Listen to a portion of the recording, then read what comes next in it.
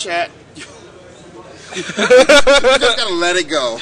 Just let it do its thing. It's its own little microorganism. You can't kind of come in and start trying to pick it apart. It's its own thing. It doesn't even need us.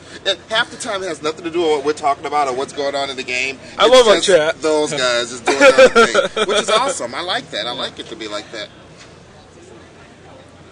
GG's live on Twitter, www.twitter.com/GG's live. Yeah, actually, if you go to the contest URL and like you try to copy and paste the tweet, there's actually just a big JPEG. So if you end up being sent to Twitter because I linked it to Twitter. If you search hashtag GG's live, you'll find exactly what you have to do. And then you just retweet it, and then it's easy, 2 clicks. Is there bonus points for retweeting to other people? Like, let them know. You should have done that. You should have been like. No. All right. No. I mean, I got like 1,000 followers. So I would have retweeted all of them and then just like auto one. But if you just tweet it, they see what you tweet anyway. It doesn't. But really I'm a secret tweet. I'm gonna direct message you. No. Okay. It's got to be in a public search. You got to be in a public search. Okay, fair. Try to break it once again. No, it's unbreakable. We figured it out. Actually, that's not true. You could have done that, but then we probably wouldn't ever see your entry. Yeah, because you were just using the public search to actually enter you into the contest. How good do you have to be? Basically, it's not about how good you have to be. It's about making plays, assuming your opponent's going to make it. Like giving your opponent ways to make mistakes. Because could you believe when Auntie lightning looks my goif when I had engineering explosives? Yeah, I was commenting. If he just attacks and you blow Verdant Catacombs to blow up the engineering explosives, he responds as helix, you're dead. Yeah, it's unbelievable. I was like, oh, maybe he's got like triple Nicotl in his hand or something crazy. Right. He just wants me to blow my explosives. He had nothing after that. Yeah, he just straight up just threw all of his guys away. And I knew what he was doing as soon as it's a 2-3 goif. There's an inch in the yard. I'm like, yeah. You're gonna. I actually thought you should have main phased your Verdant Catacombs or something. Like maybe I don't know if he maybe tapped out or something, but I thought there might have been a chance for you to just not have to leave Verdant Catacombs. Well, I wasn't planning on blocking Loam Line if he attacked. I would have just blocked Scholar because I didn't care about the Loam Line. Yeah. If I didn't plan on that, I would have main phased the Catacombs. But if he didn't do anything, I thought about getting an extra blue source because I had Cryptic Command in my hand, I think. Or no, I had Samurai Pilgrim, so I didn't want to necessarily have to take 3 for the Temple Garden. Yeah. So.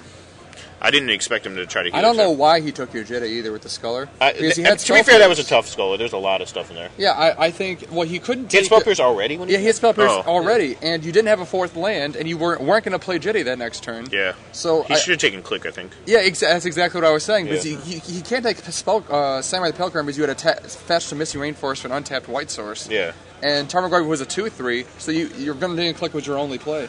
Not to mention he can't ever attack a Scholar if he doesn't have removal in his hand. Right. I have Click in my hand. Right, exactly. So I really don't like it. Plus, it even punishes even more because you drew a second Jitte. Yeah. So. We actually have a question. How do you lead your opponents to make misplays? Huh. It's so hard to explain, but it takes a lot of practice. But once you do it automatically, you don't know how you're doing it.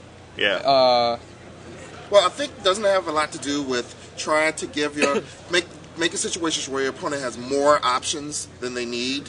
Yeah, but it's a subtle thing. If you're so obvious about it, and you lead them down the path, they're never going to make misplays because they know you're trying to trick them. Right. You have to be really subtle about it.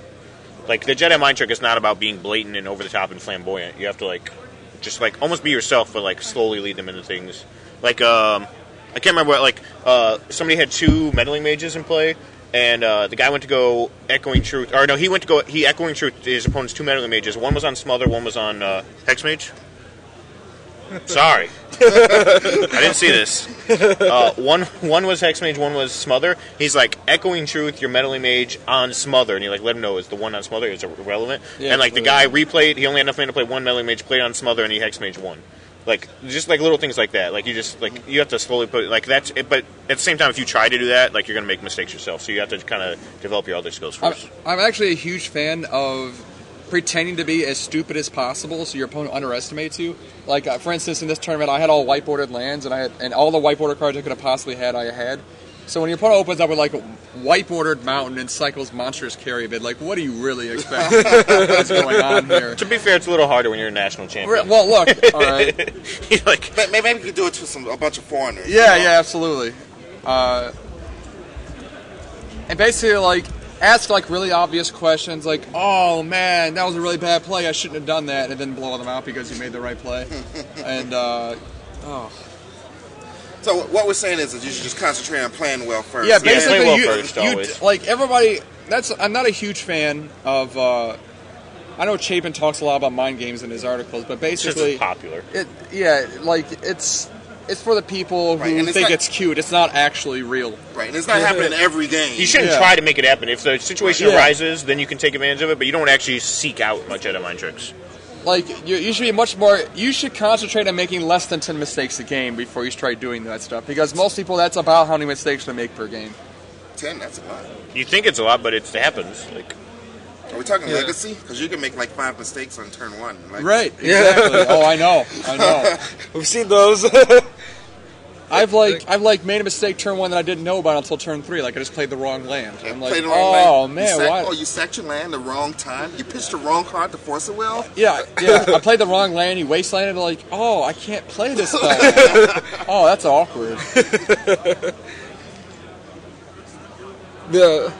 Let's see, J. Shapiro. I can't even say the name. Shapiro, there you go. He's asking if you can go through your changes again. just -4 Mana Leak, -1 Tulare West, plus or -1 Stoneforge Mystic, +2 Muddle Mixture, +3 Spell Snare, +1 Chroma. I got bearings, so I gotta go. Oh, you still in the tournament? What about you, MJ? Do you have to go? Oh, This pairing, you want to? Oh, really? Pairings are up? Oh man. I really want to see who's playing who. Well, if I was still in the tournament, I'd be having the bye right now. So.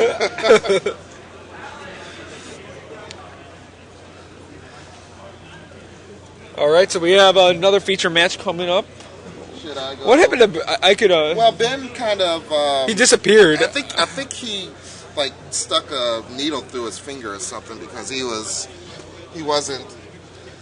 bleeding. I think he signed up for the PTQ and hoping that MJ could just take his place the whole day. Pretty sure that's what happened. Oh, there he is.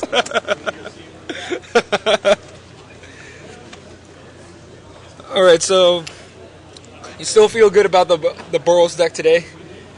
Looking at what's left in the field. I didn't even see if he won last round. I mean, I guess since we're doing this commentation, we were over in 30 minutes. This match should have been over in 10. So That's true. yeah. So let's see. As they get set up, let me set up. Oh, this one's covered. Look, basically, the reason why I played Living End is because, look, I haven't really played too much Magic since Worlds, and I'm not going to just pick up the quote-unquote best deck, the Loop like Thopter Sword deck, because I'm going to lose every mirror match because I have no idea what's going on. And then I'm not going to know all the little nuances. Like, for instance, to beat extra pay, you got to play multiple Sword of the Meeks, or, like, in the mirror match, like, what spells are important. So, like, basically, I that ruled that deck out. And I didn't want to play Zoo because I felt like I should just be playing a deck that beats Zoo instead, rather than just playing Zoo. And I think Living End does a really good job of doing that. But All right, so I heard the Ben SW. We have feature match. we have Peter Brozak versus Robert Van Menevoort. So Peter Brozak with the Boros list we're talking about, and the other one was Robert Van Menevoort. Do we know what he's playing? Robert Van Menevoort is the other one. Let me set this feature match up.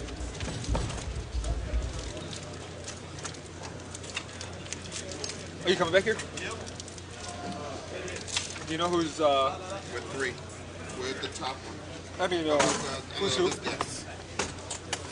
Do you happen to know which one? Rozek is. Well, plus, I have an unnatural love for Monstrous Carry Bit. I mean, I played it in Type 2, too, with my Crypt deck, so... It also helped that to build the deck, I went into my storage, Alero Reborn's Commons box, and took out 30 cards, and that was in the deck. Feed is dying, dude. Restarted.